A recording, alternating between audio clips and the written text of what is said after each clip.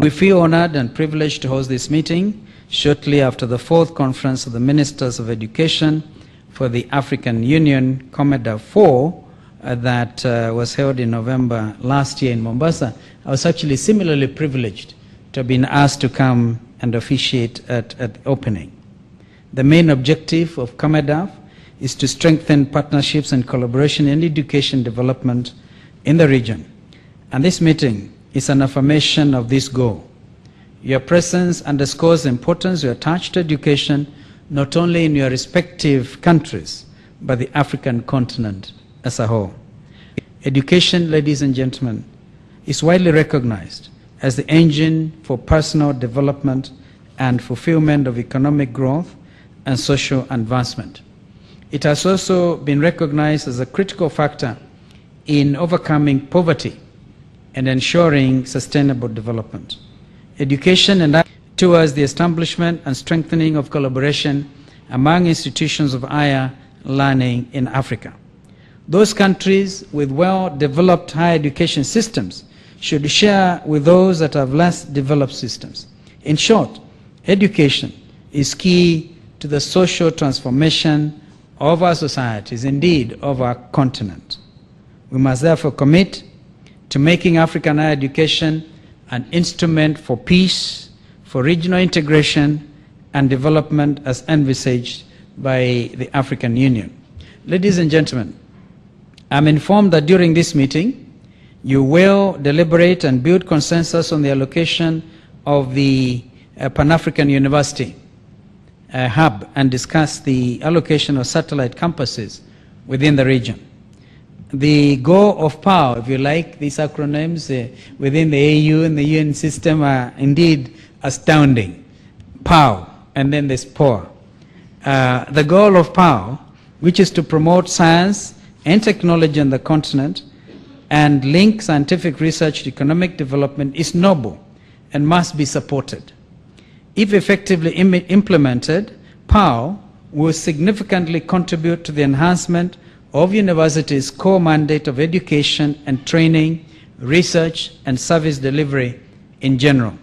The African Union vision on POW, which was conceptualized several decades ago by our founding fathers, must therefore be concretized through fast-tracking the process of its implementation, a challenge which rests with the ministers of education in our continent. This meeting, therefore, is an important one because it does provide an opportunity for you to hold an in-depth discussion on the location of the proposed regional hubs for basic sciences, technology, and innovation, as well as its satellite campuses. It is my hope that at the end of this meeting, you will be able to come up with concrete and practical solutions and a clear way forward on the location of POW Hub so that the establishment of centers of excellence in strategic areas can consequently be implemented. Mr. Chairman, I'm also aware that this meeting will deliberate on modalities for involvement of regional economic communities. Another says, you know, the acronym of REX, beautiful, REX, very ably represented here, IGAD, East African Community, right? These REX are important, and as you're aware, the East African community on our part is undertaking a number of education initiatives within the region, and especially in higher education, including the development of the East African Quality Assurance Framework and the East African Science and Technology Commission. Now that is EASTCO, a difficult acronym. Discussion on the harmonization of the East African education curriculum is also ongoing. These efforts are being undertaken within the broader framework of the AU Plan of Action for the Second Decade for Education and other global frameworks on education for all, EFA. I think we are all very familiar with EFA and MDGs. In line with COMEDA 4 recommendations, we must ensure that all economic communities in the region are involved in education development. I urge the RECs to review the status of education in their portfolios and ensure timely submission of their reports to the Pan-African Institute of Education for Development, IPED. I recall that the Maputo Declaration, for instance, on agriculture Well, African countries committed themselves to ensuring that they allocate 10% of the GDP to agriculture. And I know that the same effect has been given to water resources, for instance.